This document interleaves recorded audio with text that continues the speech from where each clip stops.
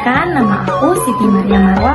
Aku dari Universitas Sunan Kalijaga, program studi pengembangan masyarakat Islam. Di sini aku mau membahas sejarah nih yang seru banget, yaitu sejarah tentang masuknya Islam ke tanah Sunda.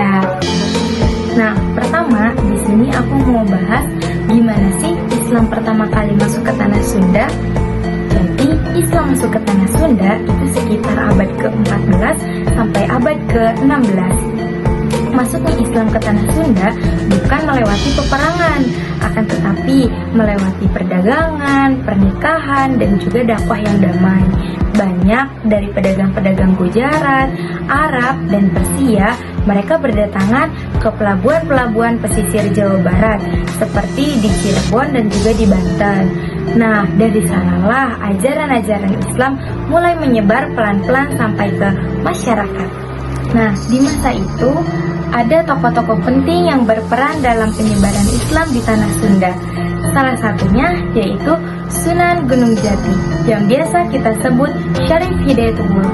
Beliau mendirikan Kesultanan Cirebon dan ikut menyebarkan Islam melewati pendekatan kebudayaan dan pendidikan. Dan juga ada tokoh-tokoh lokal yang ikut menyebarkan Islam lewat pengajian dan juga pesantren. Yang kedua, ada pendidikan Islam di Sunda. Pendidikan Islam di Sunda mulai berkembang bersamaan dengan masuknya Islam ke wilayah pesisir Banten dan Cirebon. Sistem pembelajaran mereka sangat sederhana. Mereka hanya belajar mengaji, membaca dan menulis Arab, dan juga dasar-dasar agama di rumah ulama atau langgar kecil. Ketika Kesultanan Cirebon dan Banten berkembang, pendidikan Islam semakin maju. Sultan mendukung ulama untuk mendirikan tempat belajar, mengajar Al-Quran, dan juga menyebarkan ilmu agama kepada masyarakat. Pendidikan Islam di Sunda berkembang dari sistem sederhana di masa awal, lalu tumbuh lewat pesantren, kerajaan Islam, organisasi Islam besar, bahkan sampai lembaga modern seperti madrasah dan kampus.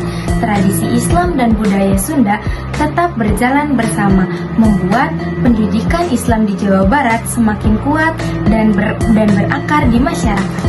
Nah, yang ketiga, terakhir ini ada akulturasi Islam ke Sunda, yaitu campuran dua budaya yang saling bertemu, akan tetapi tidak saling menghilangkan. Nah, waktu Islam pertama kali masuk ke tanah Sunda, budaya Sunda yang sebelumnya sudah ada itu tidak langsung dihilangkan, tetapi malah bercampur halus dengan ajaran Islam. Contohnya, pertama, ada upacara adat Sunda yang diberi nuansa Islam.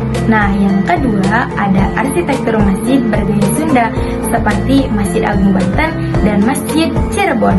Nah, yang ketiga, busana sudah mulai Islami. Dulu, cara berpakaian masyarakat Sunda sangat terbuka sebelum masuknya Islam. Nah, setelah masuknya Islam ke Sunda, perempuan sudah mulai memakai kebaya dan kerudung. Laki-laki mulai memakai sarung, kopiah, dan baju yang lebih sopan. Nah, selanjutnya dakwah lewat pendekatan budaya Sunda, seperti Sunan Gunung Jati menyebarkan Islam dengan lembut, yaitu menghargai adat lokal, masuk melalui perdagangan dengan seni dan juga dialog, tidak memaksa perubahan yang mendadak. Jadi kesimpulannya, Islam masuk ke Sunda lewat perdagangan dan dakwah yang damai. Ajarannya berkembang lewat tokoh-tokoh penting seperti Sunan Gunung Jati yang berbaur dengan budaya lokal, sampai lahir khas tradisi seperti Wawacan. Perkembangan Islam juga semakin kuat karena adanya organisasi seperti Persis, NU, dan juga Muhammadiyah, serta pendidikan dari pesantren sampai pendidikan modern. Intinya, Islam di wilayah Sunda tumbuh secara bertahap, damai, dan juga menyatu dengan budaya lokal Sunda. Sekian untuk pembahasan di video kali ini. Sampai bertemu di video selanjutnya.